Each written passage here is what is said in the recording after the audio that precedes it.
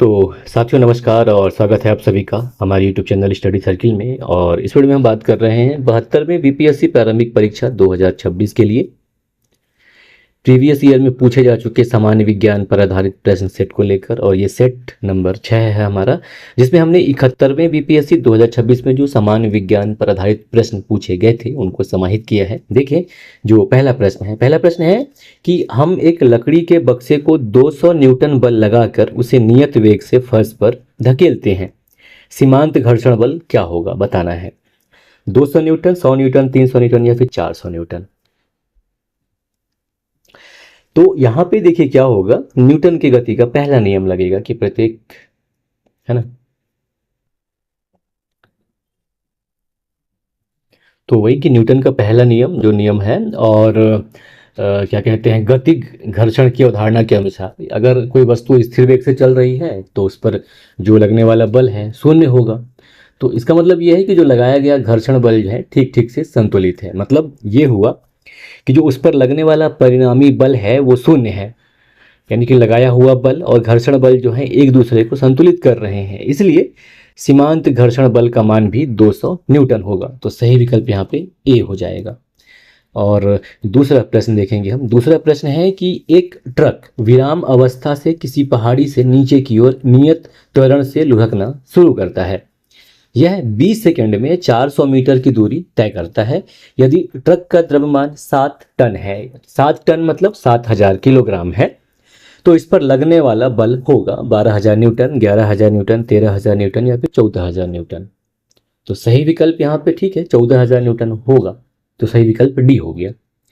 लेकिन इसे अगर हमको इसका मान निकालना है तो हमें सबसे पहले क्या है, त्वरण निकालना पड़ेगा, क्योंकि F बराबर एम ए होता है जो है ना, बल निकालने के लिए F बराबर बल बराबर एम ए।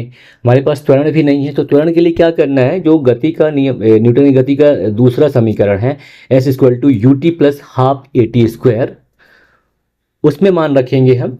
तो जो त्वरण है हमको 2 प्राप्त होता है ना। अब F equal to m a निकालेंगे तो m कितना है, 7000, 7000 गुणे 2 तो 14000 न्यूटन बल हमारा जवाब प्राप्त हो जाएगा। ठीक है, सही विकल्प यहाँ पे डी हो गया। तीसरा प्रश्न है कि किस माध्यम में ध्वनि की चाल अधिकतम होती है, जल, स्टील, वायु या फिर हाइड्रोजन। अब जैसा कि जो ध्वनि की चाल है ये माध्यम पर डिपेंड करती है कि कहाँ कितना ज़्यादा होगा। तो जो ठोस माध्यम होते हैं वहाँ पे ध्वनि की चाल जो है अधिकतम होती है। तो यहाँ पे ठोस स्टील है, सही विकल्प बी हो जाएगा कि स्टील में ध्वनि की चाल अधिकतम होती है। अगला चौथा प्रश्न देखेंगे हम। चौथा प्रश्न है कि मुक्त रूप से गिरते हुए पिंड की स्थितिज ऊर्जा लगातार कम होती जाती है। तो इसके क्या निष्कर्ष निकाले जा सकते हैं। पहला कि ऊर्जा संरक्षण सिद्धांत का उल्लंघन नहीं है। विकल्प बी है कि ऊर्जा संरक्षण सिद्धांत का उल्लंघन है। विकल्प सी है कि गुरुत्वाकर्षण बल का उल्लंघन है। विकल्प डी है कि गुरुत्वाकर्षण बल का उल्लंघन नहीं है। तो देखिए, अगर जो ऊर्जा है वो हमेशा नियत बनी रहती है। अगर कोई वस्तु ऊपर से नीचे गिर रही है तो जो उसकी स्थितिज ऊर्जा है, मतलब उसके स्थिति के कारण वो कम हो रही है, लेकिन उसकी वजह से उसमें एक गतिज ऊर्जा भी तो आ रही है, तो ऊर्जा बराबर हो रहा है। तो ऐसे कंडीशन में सही विकल्प यहाँ पे ए हो जाएगा कि ऊर्जा संरक्षण सिद्धांत का उल्लंघन यहाँ पे नहीं होता है। तो सही विकल्प ए। अगला पांचवा प्रश्न है कि बैलों की एक जोड़ी खेत जोतते समय हल पर 140 न्यूटन का बल लगाती है। जोता गया खेत 15 मीटर लंबा है। खेत की लंबाई को जोतने में किया गया कार्य कितना होगा। 2000 जूल, 1900 जूल, 2100 जूल या फिर 2200 जूल। तो अब देखिए कार्य क्या होता है, कार्य W बराबर एफ एस, यानी कि फोर्स इंटू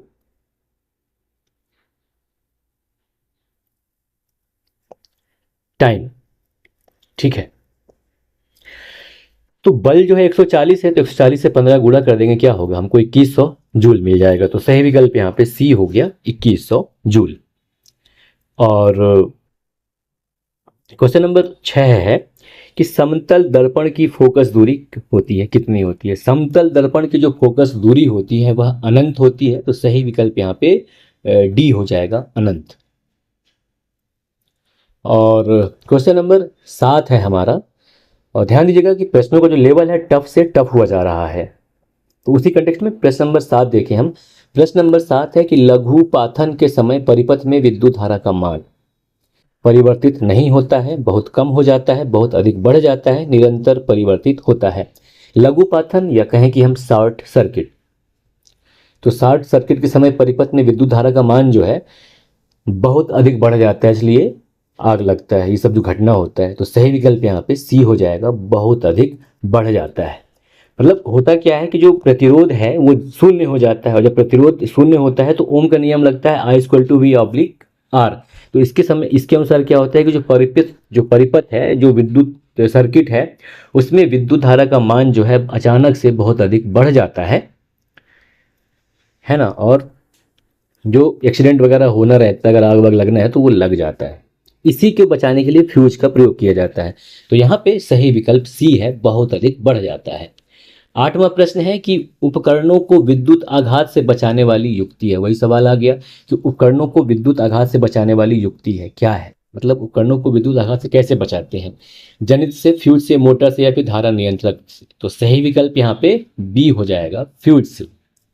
9वां प्रश्न है कि निम्न में से रात में चमकने वाले वर्णक के रूप में कौन सा यौगिक जाना जाता है, यानी कि कौन सा ऐसा यौगिक है जिसमें वर्णक पाए जाते हैं जो कि रात में चमकते हैं। विकल्प है copper sulphide doped zinc oxide, B है यूरोपियम डोप्ड स्ट्रॉन्टियम एल्यूमिनेट, या barium sulphate doped copper carbonate, या डी की boron oxide doped copper sulphate. तो यहाँ पे सही विकल्प बी हो जाएगा कि यूरेनियम डोप्ड स्ट्रैंटियम एल्यूमिनेट जो है यह रात में चमकने वाले वर्णक के रूप में जाना जाता है। 10वां प्रश्न है हमारा कि स्मार्ट फिल्म के लिए किस सामग्री का उपयोग किया जाता है, calcium carbonate, indium tin oxide, zinc chloride, या सिलिका। तो सही विकल्प यहाँ पे बी हो जाएगा कि इंडियम टिन ऑक्साइड का प्रयोग जो है स्मार्ट फिल्म बनाने के लिए किया जाता है। 11वां प्रश्न है कि कार्सिनोमा के उपचार के लिए किस धातु यौगिक का उपयोग किया जाता है, क्रोमियम, प्लेटिनम, आयरन, क्लोरीन। सही विकल्प यहाँ पे बी हो जाएगा, प्लेटिनम का प्रयोग किया जाता है। कार्सिनोमा जो कि कैंसर का एक प्रकार है, तो इसके उपचार में प्लेटिनम जैसे धातुओं के यौगिकों का व्यापक तौर से उपयोग किया जाता है। इसमें एक शामिल है सिस्प्लेटिन और कार्बोप्लेटिन। जैसे ये प्लेटिनम आधारित यौगिक होते हैं जो कि बहुत ही शक्तिशाली कीमोथेरेपी की दवाएं हैं। और ये जो दवाएं हैं या फिर जो यौगिक हैं, ये क्या करती हैं कि कैंसर कोशिकाओं के डीएनए से जुड़कर उनको नुकसान पहुंचाती है, जिससे इन कैंसर कोशिकाओं की वृद्धि रुक जाती है और उनकी मृत्यु हो जाती है, और जो इंसान है वो स्वस्थ हो जाता है ना। तो सही विकल्प यहाँ पे बी हो जाएगा, प्लेटिनम। 12वां प्रश्न है कि गर्भ निरोधक गोलियों में किस यौगिक का उपयोग किया जाता है, लेवोनोर, गेस्ट्रेल, कोलेकैल्सिफेरोल, वेनलाफ्लेक्सिन, या सिट्रिजिन। सही विकल्प यहाँ पे ए हो जाएगा कि लेवेनोर गेस्ट्रेल का प्रयोग जो है गर्भ निरोधक गोलियों में किया जाता है। अगला 13वां प्रश्न है कि तेल को गैल्वेनाइज्ड आयरन पॉट में क्यों नहीं रखा जाता है। विकल्प है यह जहरीला यौगिक बनाता है, बी है यह तेल की गुणवत्ता को कम करता है, सी है कि यह जंग देखी जाती है, मतलब इसमें जंग लग जाता है, और विकल्प डी है कि उपरोक्त सभी। तो यहाँ पे सही विकल्प डी हो जाएगा कि ये सभी वजह है जिसकी वजह से गैल्वेनाइज्ड आयरन पोर्ट में तेल को नहीं रखा जाता। गैल्वेनाइज्ड मतलब लोहा और जस्ता का मिक्स जो रहता है पोर्ट, वो। सही विकल्प यहाँ पे डी हो जाएगा। अगला 14वां नंबर प्रश्न है कि ऑक्टेन रेटिंग बढ़ाने के लिए किस यौगिक का उपयोग किया जाता है, टेट्रामिथाइल ऑक्साइड, ट्राइमेथिल हेक्सेन, टेट्राएथिलेट, या ट्राइएथिल टोल्यूनो। सही विकल्प यहाँ पे सी हो जाएगा कि ऑक्टेन रेटिंग बढ़ाने के लिए टेट्रा एथिल लेड का उपयोग किया जाता है। 15वां प्रश्न है कि PHBV बीवी PHBV BV बायोडिग्रेडेबल पॉलीमर का पूर्ण रूप क्या है, यानी कि PHBV का पूरा नाम क्या है जो कि एक बायोडिग्रेडेबल पॉलीमर है। विकल्प ये है कि पॉलीहाइड्रोक्सी ब्यूटेन वेराट्रिक एसिड, या पॉलीहाइड्रोक्सी ब्यूटाइल वेनिलीन, या poly 3 hydroxy butyrate CO 3 hydroxy valerate, या विकल्प डी है polyhydroxy butyric acid valeric acid. सही विकल्प यहाँ पे नंबर सी हो जाएगा कि विकल्प सी जो है ये poly 3 hydroxy butyrate CO 3 hydroxy valerate इसका PHBV का पूरा रूप है। 16वां प्रश्न देखेंगे हम कि हार्मोन किसके द्वारा स्रावित होते हैं, प्रजनन ग्रंथियों के द्वारा, तैलीय ग्रंथियों के द्वारा, बहिस्रावी ग्रंथियों के द्वारा, या फिर अंतःस्रावी ग्रंथियों के द्वारा। तो जो हार्मोन है ये अंतःस्रावी ग्रंथियों के द्वारा स्रावित होते हैं। सही विकल्प डी हो जाएगा। 17वां प्रश्न है कि निम्नलिखित में से कौन सा शब्द हर्पीस सिंप्लेक्स वायरस और मानव के बीच अंतःक्रिया को दर्शाता है। हर्पीस सिंप्लेक्स वायरस, सहजीवन, परजीविता, एंडोसिम्बोसियस, एंडोपारासाइटिज्म। तो यहां पे सही विकल्प बी हो जाएगा, परिजीविता। अगला 18वां प्रश्न है कि संक्रमण के जवाब में बनने वाली पहली इम्यूनोग्लोबुलिन की श्रेणी कौन सी है, IgA, IgG, IgM, IgE।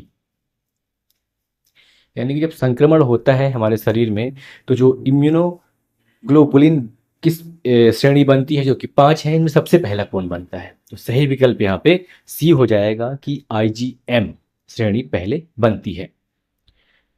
19वां प्रश्न कि जैविक झिल्ली या बायोलॉजिकल मेम्ब्रेन्स किससे बनी होती है, लिपिड और प्रोटीन के विभिन्न संयोजन जो प्रत्येक प्रजाति, कोशिका प्रकार और अंग के लिए विशिष्ट होते हैं। बी केवल लिपिड, सी केवल प्रोटीन, डी इनमें से कोई नहीं। तो ये जो जैविक झिल्ली होते हैं असल में लिपिड और प्रोटीन दोनों से मिलकर बनी होती है ना। तो सही विकल्प यहाँ पे ए हो जाएगा। ठीक। अगला 20वां प्रश्न कि निम्नलिखित में से कौन सा एक नॉन सेंस कोडान है, AUG, UAA, UUU, UGC। सही विकल्प यहाँ पे बी हो जाएगा कि UAA एक नॉन सेंस कोडान है जो प्रोटीन फॉर्मेशन मतलब प्रोटीन के काम को रोक देता है हमारे बॉडी के अंदर। ठीक है, तो सही विकल्प बी हो जाएगा। 21वां प्रश्न कि विलुप्त होने के खतरे में परी प्रजातियां कहलाती हैं, दुर्लभ, सुभेद्य, लुप्तप्राय या विलुप्त। सही विकल्प यहाँ पे सी हो जाएगा, लुप्तप्राय या इंडेंजर्ड।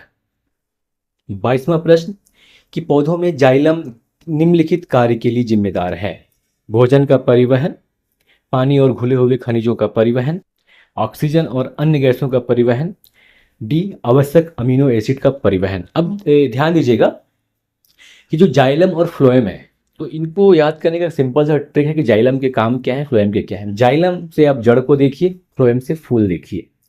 तो जाइलम जो है जड़ से ऊपर की ओर जाएगा और जो फ्लोएम है वो ऊपर से नीचे की ओर आएगा। तो जाइलम यानी कि जड़ से क्या जाएगा, आपका पानी जाएगा, खनिज लवण जाएगा। तो सही विकल्प यहाँ पे बी हो जाएगा कि पानी और घुले हुए खनिजों का परिवहन किया जाता है जाइलम के द्वारा। सही विकल्प यहाँ पे बी हो जाएगा। अगला 23वां प्रश्न कि पौधों के वर्गीकरण में संवहनी ऊतकों या वास्कुलर टिश्यूज की विशेषताओं का उपयोग करने वाले पहले व्यक्ति कौन थे, एंगलर और प्रांतल, बैंथम और हुकर, APD कोंडोले या इनमें से एक से अधिक। सही विकल्प यहां पे सी हो जाएगा कि जो APD कोंडेले थे इन्होंने किया था। अगला 24वां और अंतिम प्रश्न भी है ये कि आम में हम जो भाग खाते हैं वह क्या है, बाह्य फल भित्ति, मध्य फल भित्ति, अंतः फल भित्ति या इनमें से कोई नहीं। तो सही विकल्प यहाँ पे बी हो जाएगा कि ये मध्य फल भित्ति होते हैं या मीजोकार्प होते हैं जो इसे हम खाते हैं। बाह्य फल भित्ति जो उसका छिलका होता है आम का उसे बाह्य फल भित्ति कहा जाता है।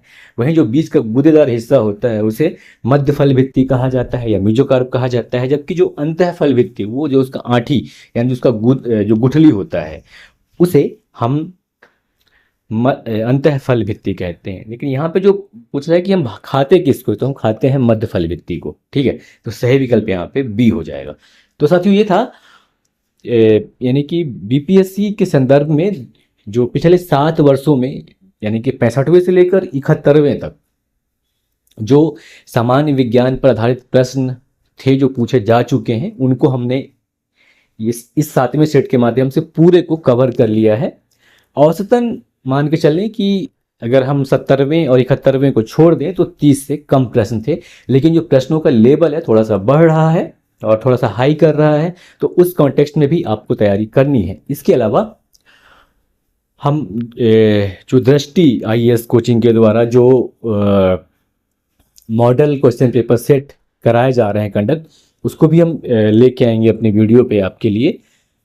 तो उसमें 5 विकल्प रहेंगे और पूरे 150 क्वेश्चन रहेंगे जिसमें मैथ भी शामिल है, तो वो भी आप देख लीजिएगा। और इसमें कुछ अगर कमी है, कुछ आपको लगता है कि इसमें सुधार किया जाना चाहिए मेरे वीडियो में, तो आप ज़रूर कमेंट करें, बताएं। बस इतना ही। नमस्कार, जय हिंद, जय भारत।